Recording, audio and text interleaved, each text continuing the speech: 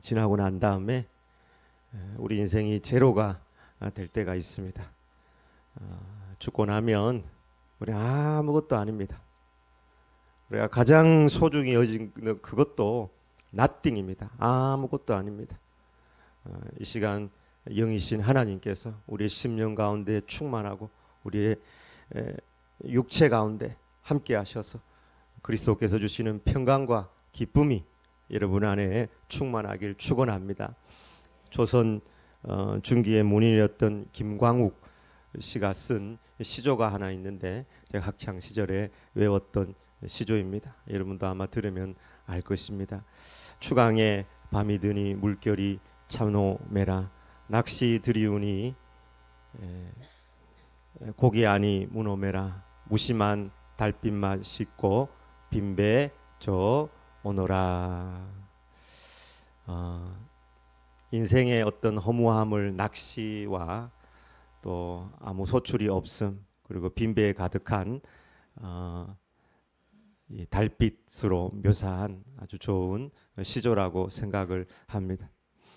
우리 인생이 지나고 난 다음에 돌아보면 이렇게 쓸쓸함과 허무함이 가득한 것이 인생이지 않는가. 허무한 것을 붙들지 말고 오직 참 소망 대신 주님을 붙들며 나아가기를 원합니다. 오늘 예수님께서 제자를 부르시면서 낚시 이야기를 하셨습니다. 오늘 본문에 두 어부 이야기가 나옵니다. 베드로와 안드레, 야고보와 요한 4명인데요. 4명이 아니고 그들은 한 어부고 또 한 분의 어부가 나오는데 그 한 어부는 예수님입니다. 목사님 예수님은 목수 아닙니까? 목수인데 제1호 사람 낚는 어부는 예수님이라고 할 수 있을 것입니다. 그런 의미에서 오늘 본문의 제목은 두 어부입니다. 첫 번째 베드로의 낚시입니다. 18절 다 같이 읽어보겠습니다. 갈릴리 해변에 다니시다가 두 형제 곧 베드로라 하는 시몬과 그의 형제 안드레가 바다에 그물 던지는 것을 보시니 그들은 어부라. 베드로는 그 가브나움에 살았는데 그 가브나움은 바로 갈릴리 호수에 이렇게 접해 있는 마을이었습니다. 그래서 직업적인 어부로 살았습니다. 갈릴리 호수는 남북으로 약 21km, 좌우로 긴 쪽이 13km나 되는 넓은 바다 같은 담수호라고 할 수 있습니다. 많은 어종들이 있는데요.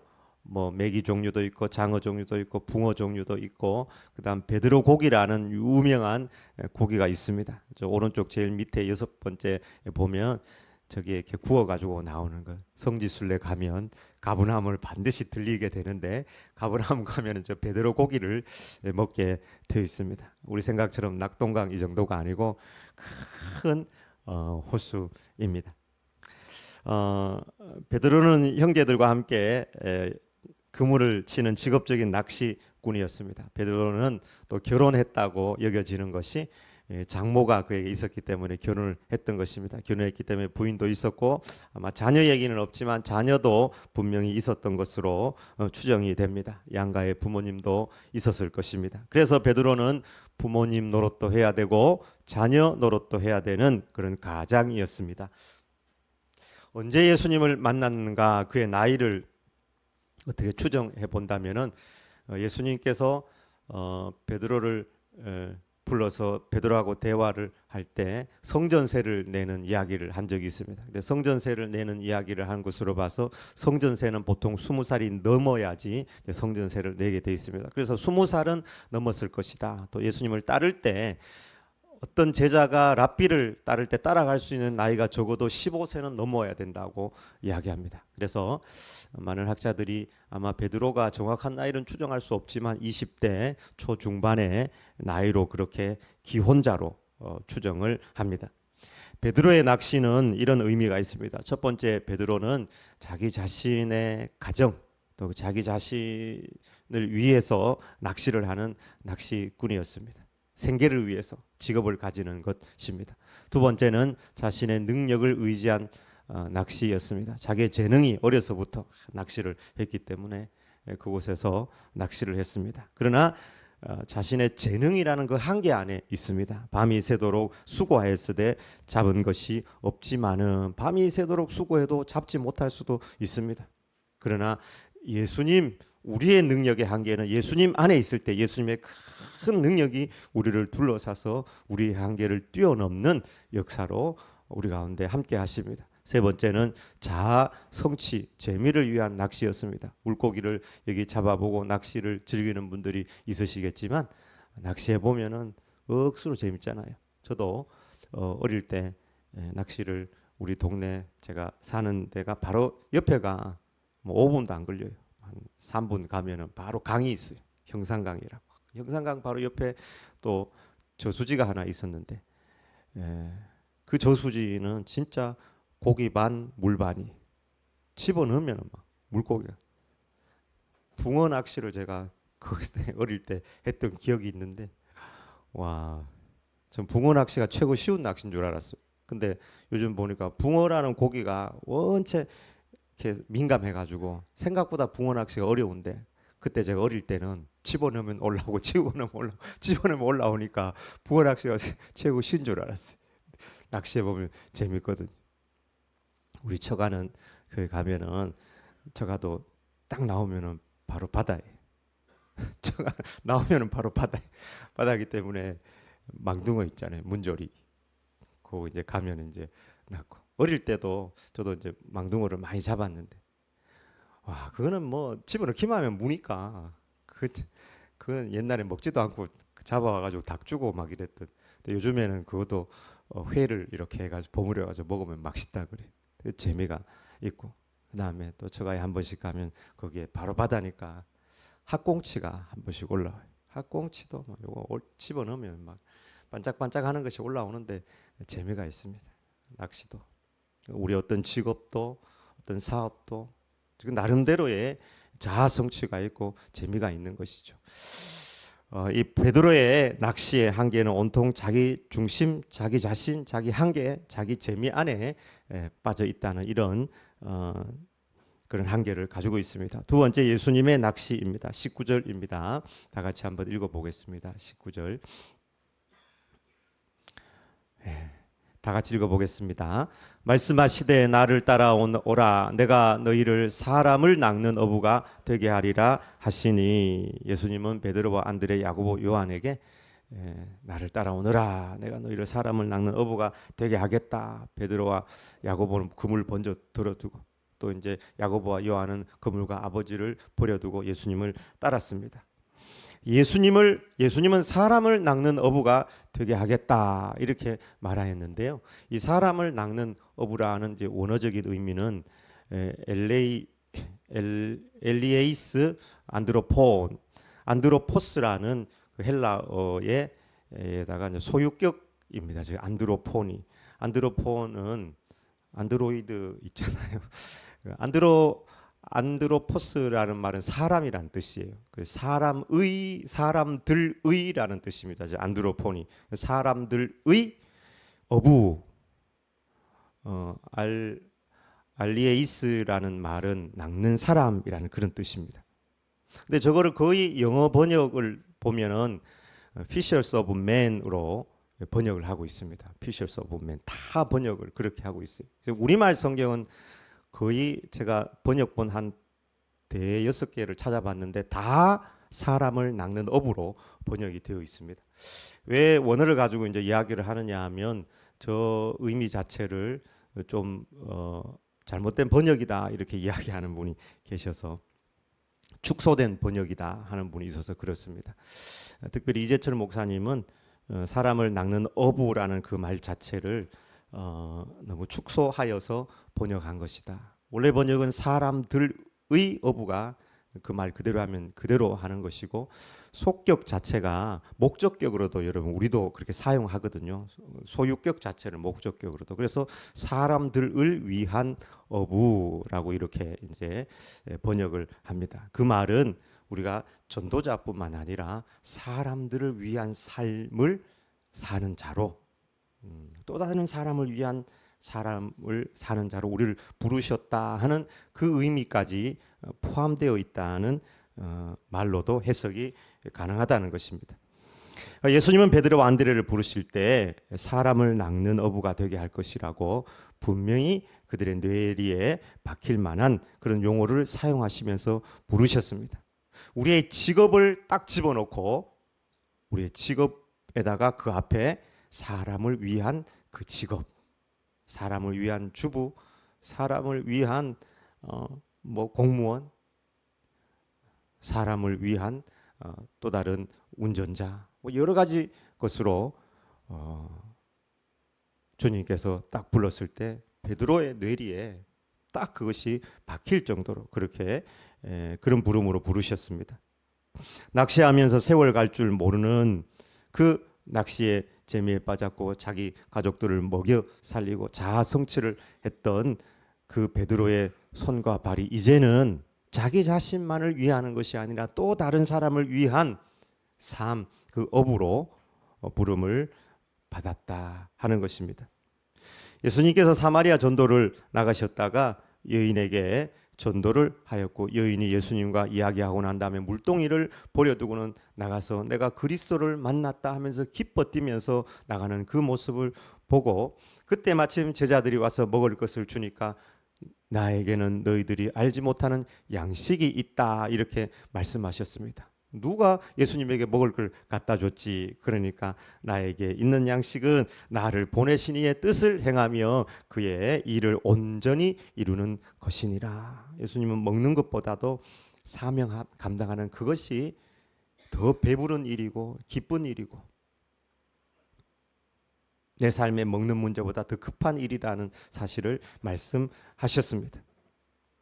그리고는 제자들에게 너희는 넉 달이 지나야 추수할 때가 이르겠다고 하지 아니하느냐? 그러나 나는 너희에게 이르노니 희어져 눈을 들어 밭을 보라. 희어져 추수하게 되었도다.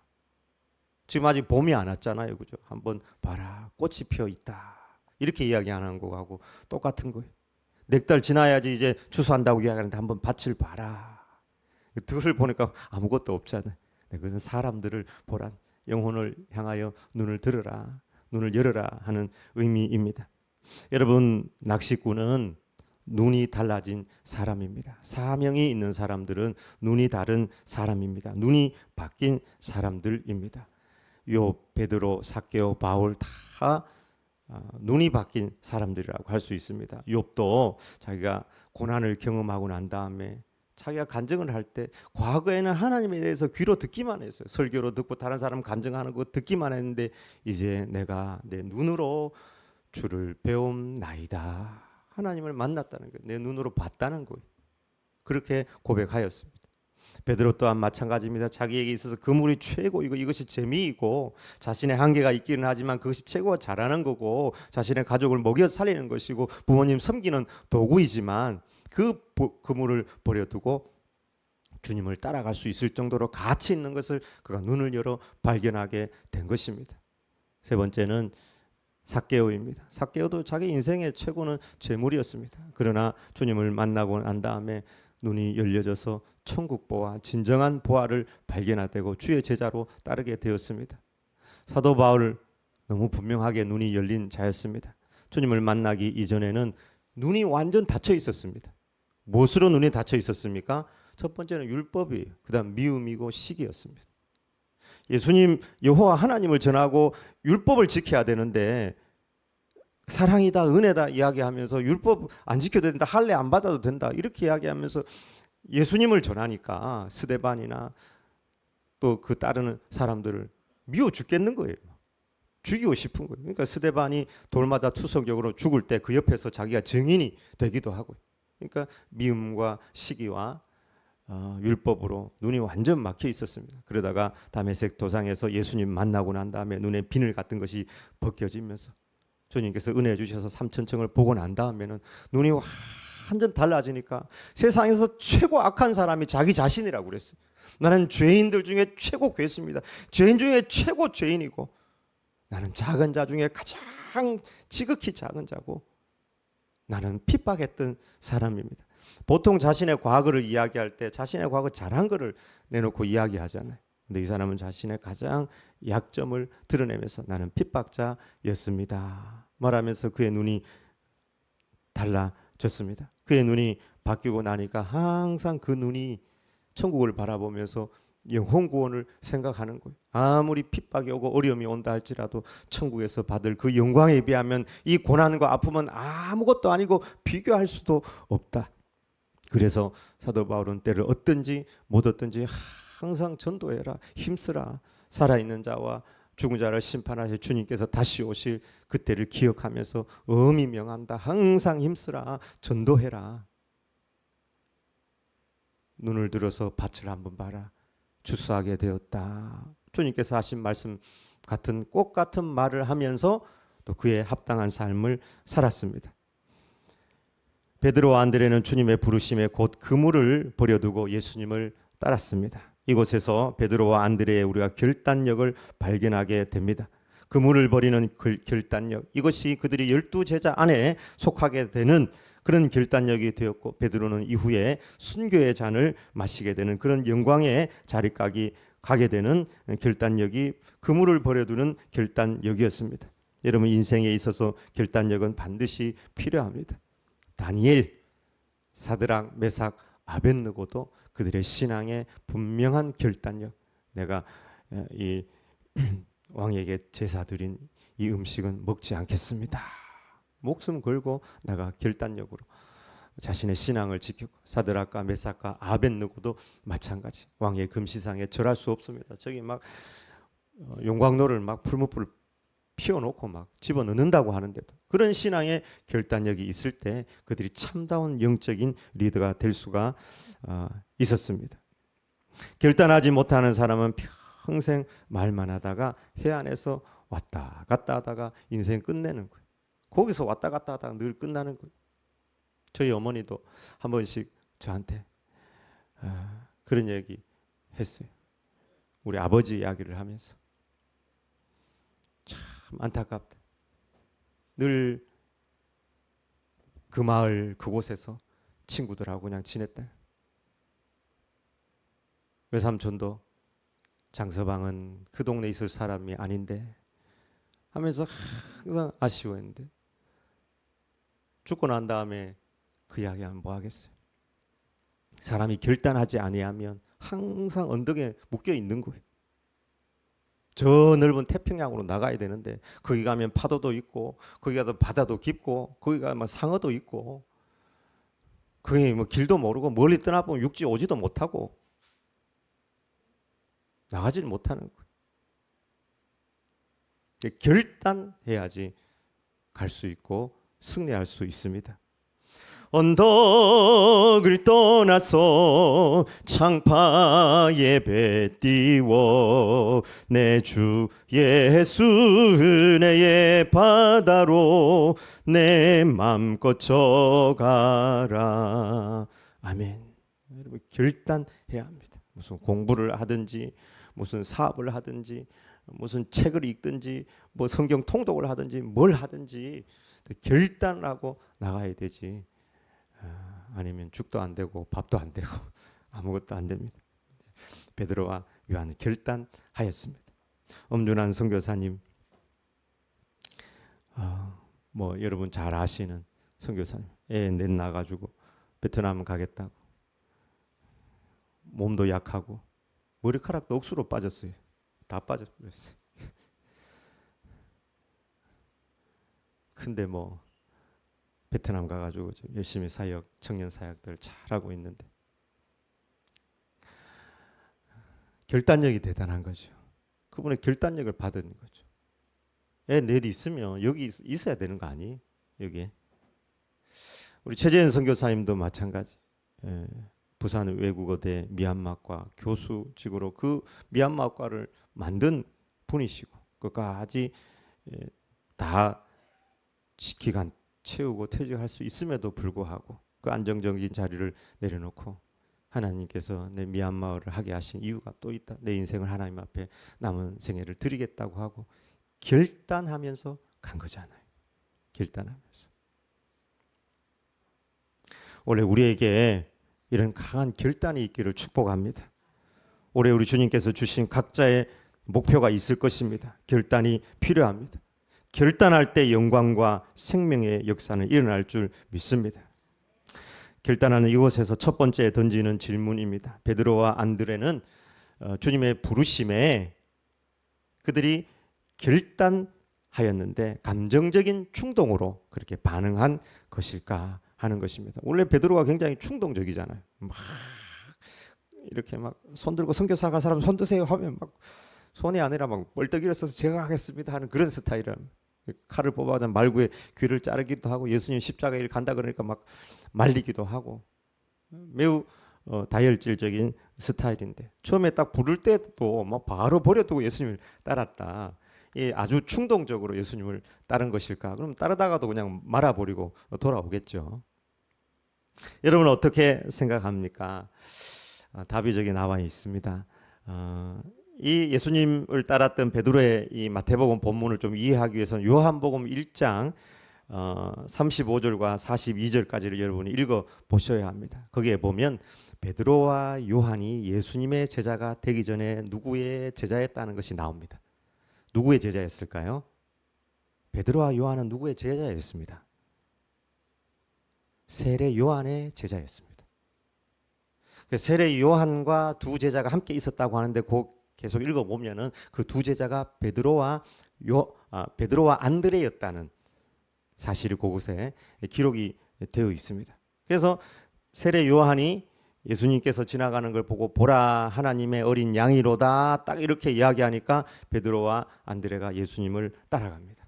예수님을 따라가니까 예수님께서 왜 따라오느냐, 무엇을 구하느냐 이렇게 이야기합니다. 그러니까 베드로가 어디에 머무실 작정입니까? 어디로 가십니까? 그러니까 따라오면 안다 이렇게 얘기한 내용이 나옵니다. 그래서 안드레가 베드로에게 내가 메시아를 만났다, 저분은 그리스도다, 메시아다 하는 그 이야기가 요한복음 1장에 그렇게 기록이 되어 있습니다. 다시 말하면 이 베드로와 안드레는 이미 예수님께서 예수님을 만난 적이 있고 예수님께서 그리스도라는 사실을 자기들이 확인했고 어떻게 보면은 받아들인 상태에서 예수님께서 결정적으로 초대할 때 그 초대에 결단력 있게 그물을 버려두고 예수님을 따랐다고 할 수 있을 것입니다.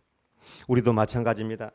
주님께서 우리를 부르실 때 예수님이 구원자시고 참 생명이라는 사실을 분명히 기억할 때 주님의 그 부르심 앞에서 베드로처럼 안드레처럼 응답하는 결단력 있는 성도들이 되길 축원합니다. 이 결단은 성공의 첫 번째 단계가 될 것입니다. 결단하지 않으면 아무것도 할 수 없습니다. 두려움은 결단을 방해하지만 결단은 두려움을 쫓아냅니다.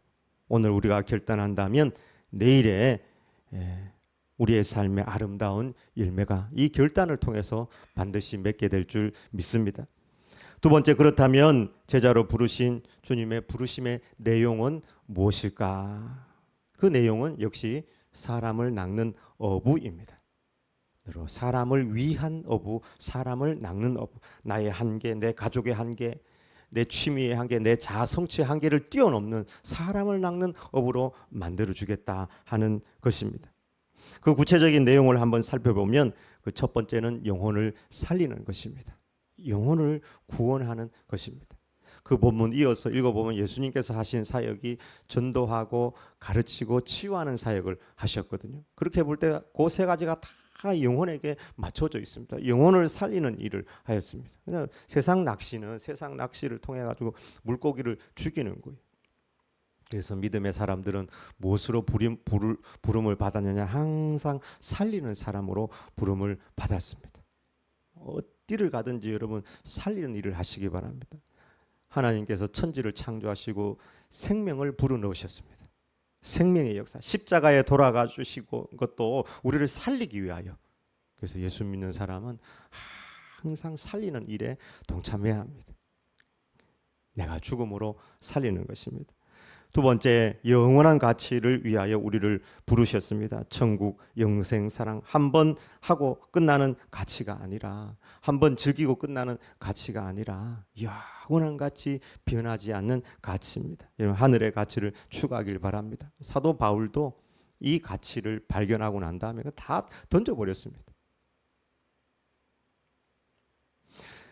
천국 영광, 하나님의 영광과는 이 세상에 있는 그런 거짓된 영광과는 좋게 비교할 수 없다고 하였습니다. 그것은 배설물하고 똑같다고 그랬습니다. 배설물. 여러분 배설물 아시죠? 화장실 가면은 여러분 확인하잖아요. 확인할 필요도 없이 뭐 바로 내리지만 그건 다 배설물이라는 거예요.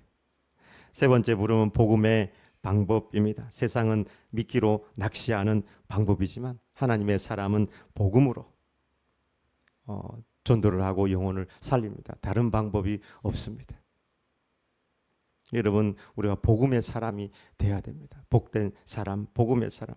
네 번째는 우리는 과거에는 내 기쁨으로 살았다면 이제는 하나님의 기쁨, 하나님께 영광 돌리는 삶으로 우리를 주님께서 부르셨다는 것입니다. 나를 위해 사는 것이 나를 위해 사는 것이 아닙니다. 나를 뛰어넘는 인생이 돼야 될 줄 믿습니다. 김영석 교수님 며칠 전에 그 김영석 교수님의 말이 나오는 달력에 이 말씀이 있더라고요. 너무 마음에 감동이 와서 기억이 나서 오늘 나눕니다. 인생의 목적이 무엇인가라고 묻는다면 인간을 위한 봉사라는 대답 이상을 얻을 수 없다. 그것이 최고의 목적이면은 틀림없으나 완전한 봉사는 회개와 거듭남을 통한 하나님의 사랑으로 이루어진다. 인생의 목적이 무엇이냐? 자아 성취가 아니고 사람을 위한 봉사, 섬김. 근데 그 섬김과 봉사도 회개와 거듭남을 통한 하나님의 사랑으로 이룰 수 있다고 말씀하였습니다. 주님은 우리를 사람을 위한, 사람을 낚는 업으로 우리를 부르셨습니다. 그렇게 살 때 그 인생이 참된 의미가 있을 것입니다. 세 번째, 그렇다면 우리는 어떻게 사람을 낚는 어부가 될 수 있을까요? 예수님께서 분명히 말씀하셨습니다. 나를 따라오너라. 주님을 따라갈 때, 주님을 바라볼 때, 주님이 내 목표가 될 때 우리는 주님 같은 업으로 주님께서 만들어 주시겠다고 하셨습니다. 주님을 따라가야 됩니다. 그러면 주님을 따라간다는 말이 좀 무엇일까? 그 첫 번째는 주님을 의지하면서 새로운 사명에 순종하는 것입니다. 사명이 없으면 좌초합니다.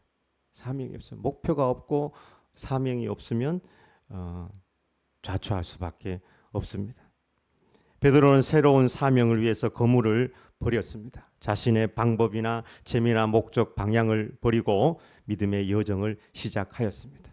예수님을 의지하고 새로운 사명을 붙들고 따라가는 것입니다. 두 번째는 주님을 따른다는 것은 주님의 성품과 삶을 본받는 것입니다. 그래야 사람을 낚는 어부가 될 수 있습니다. 나를 따라오너라 이 말은 예수님 닮는 삶으로 우리를 초대하는 것입니다. 예수님의 겸손, 예수님의 사랑, 예수님의 섬김이 필요합니다. 지난 주간에 제가 규칙부 모임이 있어서 규칙부 모여서 회의를 하고 식사를 하다가 한 목사님이 자기 교회 부목사님을 칭찬을 하더라고요. 그 목사님이 오고 난 다음에 부목사님들 사이에 굉장히 분위기가 좋아졌다는 거예요. 굉장히. 왜 그러냐 그러니까 그분은 노가 없다는 거예요. 노가 없고 무조건 섬긴다는 거예요. 나이도 많으시고 경륜도 있고 그러는데. 근데 그 목사님을 보내준 교회 장로님이 거기 앉아 있었거든요. 맞다고. 그 목사님은 노가 없다고. 이야기하면 무조건 순종하고 이해하고 섬기는. 그러니까 분위기가 너무 좋아졌다는 거예요. 다 좋다는 거예요. 그렇게 된다면 우리 주변에 사람들이 모이지 않겠습니까? 좋은 나무가 좋은 열매를 맺습니다. 그래서 관계 전도 운동을 하시는 총신 쪽에 이상만 목사님, 총신에서도 이 좋은 열매 맺는 이 프로그램을 학생들에게 가르치는데 관계 전도는 내가 좋은 나무가 되는 것이다. 좋은 나무가 되는 것이다. 내가 좋은 나무가 되면 좋은 열매를 맺을 수 있다. 그래서 전도 운동은 내가 좋은 나무 되는 운동이다. 그렇게 이야기하고 그런 운동을 펼칩니다. 세 번째, 주님을 따른다는 것은 역시 나 자신을 부인하고 우리에게 주어진 십자가를 지는 것입니다. 이런 십자가는 사명입니다. 단순한 신앙생활이 아닌 하나님 나라의 일을 맡아 충성하는 사명입니다. 십자가는 가장 힘든 게 십자가예요. 가장 힘든 일을 하기 위해서 필요한 게 뭐냐면 자기 부인이 자기를 부인하고 자기 십자가를 져야 됩니다. 여러분은 뭐가 힘듭니까? 그게 여러분 십자가예요. 새벽 기도입니까? 그게 여러분 십자가예요. 져야 될 십자가예요. 전도입니까? 전도 많이 힘드시죠? 전도 많이 힘든 줄 압니다. 그게 십자가입니다. 자기를 부인하고 자기 십자가를 지고 누구든지 예외 없이 주님의 제자고 주님을 따라가려면 자기를 부인하고 자기 십자가를 지고 따라오라고 했습니다.